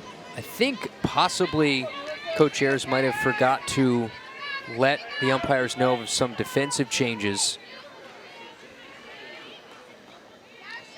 That's Direction in center field. Ashley Direction's now in center.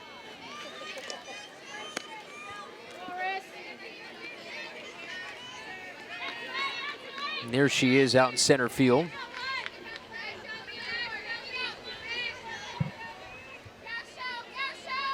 Here's Marissa Meesemore, first at bat of the night. Transfer from Florida Gulf Coast. Has runners at the corner. She can swing it. Versatile in what she can bring this team. We've seen her a couple of times this year. 2 appearances inside the circle, but does have some pop.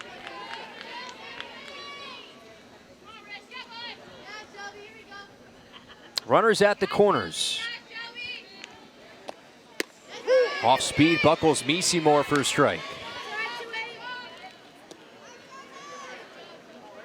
117 pitches here in the 6th inning.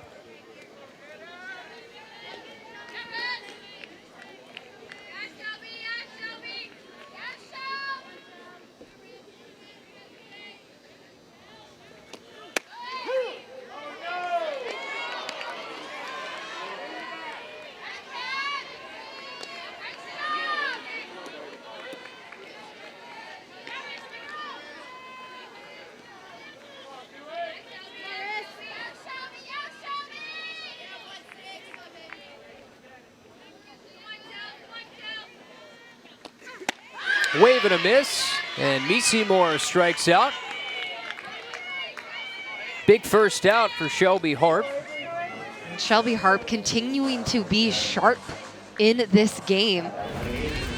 You know, she just gives up that walk to Wilkie, who was battling her, making her throw a lot of pitches, and then she responds by striking out Meesemore with the pinch hitter.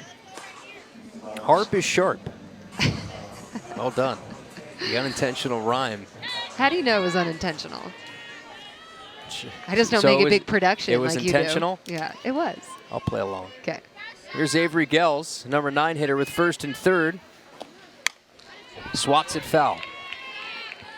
You have Lindsay standing at third, had a run-scoring triple. Gators had 2 extra base hits to start this inning. Double from Reagan Walsh. Katie Kistler pinch ran, and then it was Lindsay with her second 3-bagger of the year. Gators already 4th triple through 6 games. And Wilkie at first. And with 1 away, it's Gels.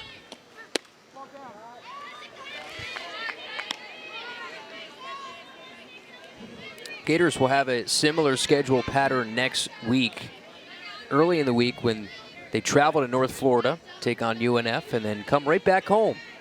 Take on the Ospreys on their home field.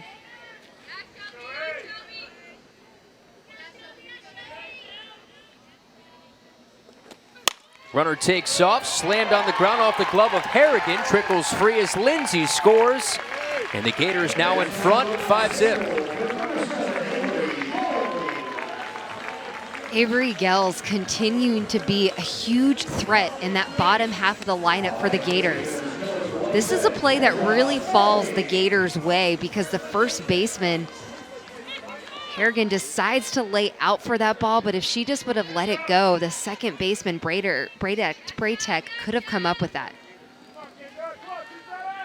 Now it's Kendra Falby. Does have 1 home run this year, and again, if it goes over the fence here in the 6th inning, that would send everybody home, making an 8-run game after 5.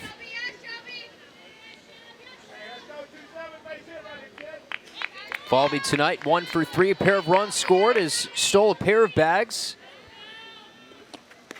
And that hits her on the front leg. That's got to hurt.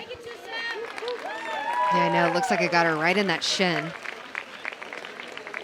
As you see Harp starting to kind of lose some of that command that we've seen all game.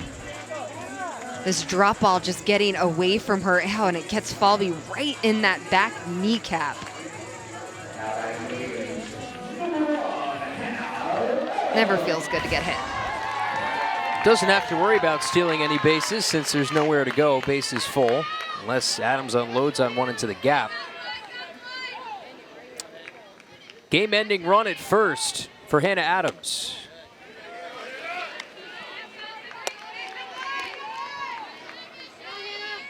Adams has reached base once,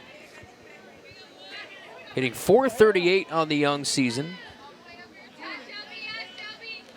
5-game hit streak on the line to start her year. 1-0, rammed on a line to left, twisting and caught. Tagging from third is Wilkie. Will skate across. Sac fly for Hannah Adams. And the Gators now tack on one more. 6 runs here tonight. 6-0 Edge. Gators just getting it done any way that they can. Doesn't have to come up with that big hit. Doesn't have to be that home run. We mentioned it earlier with Skylar Wallace playing situational. And there you just have Hannah Adams being able to come through with that sac fly.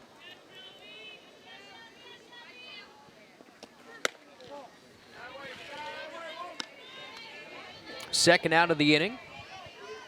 Brings in Skylar Wallace.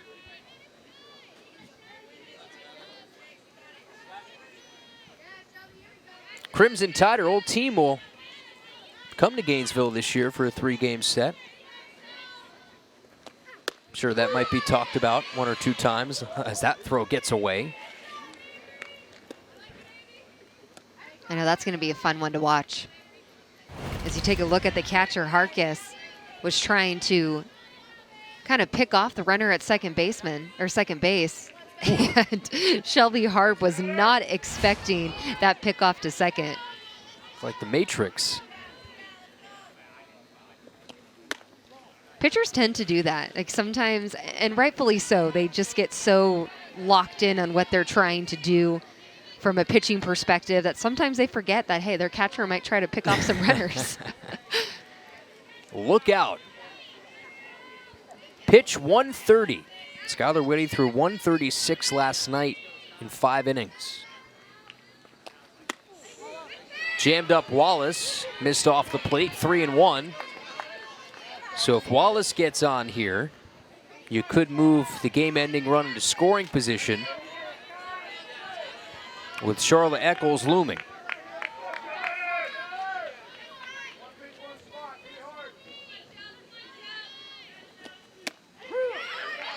Good pitch. And if I'm Skylar Wallace, I am staring at that huge gap in left center field. You can take a look at center fielder is pinching more towards right center field. And Shelby Harp is still pitching Skylar Wallace away. So it's not like they're challenger inside every single time. You know, try to keep your hands inside. Try to let this ball get deep and pepper it there. Fights it off to stay alive. Of course, the runners will get a jump, 3-2, 2 out.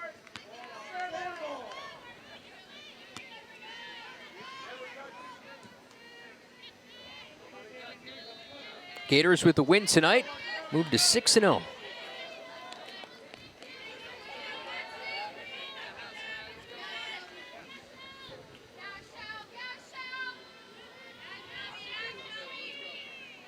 Runners get a jump. Wallace swats a line, driving to right center field. That's down for a hit. Gell scores. Here comes Fulby. No throw. That's the game ender. Skylar Wallace with a 2-run double. And the Gators in 8-0 final here tonight in the 6th inning. Well, it took the Gators every single one of these innings to make the adjustment that they needed to against Shelby Harp. It came in that last inning right here in the 6th, but it was all they needed to try to get this run rule win in the midweek game. So the Gators, when it's all said and done, it was slow getting there, but the Gators get 8 runs on 8 hits. And Francesca, good display here tonight, as this is the game ender from the newest Gator, Skylar Wallace. Yeah, you saw the adjustments that the Gators continuously made. Skylar Wallace especially.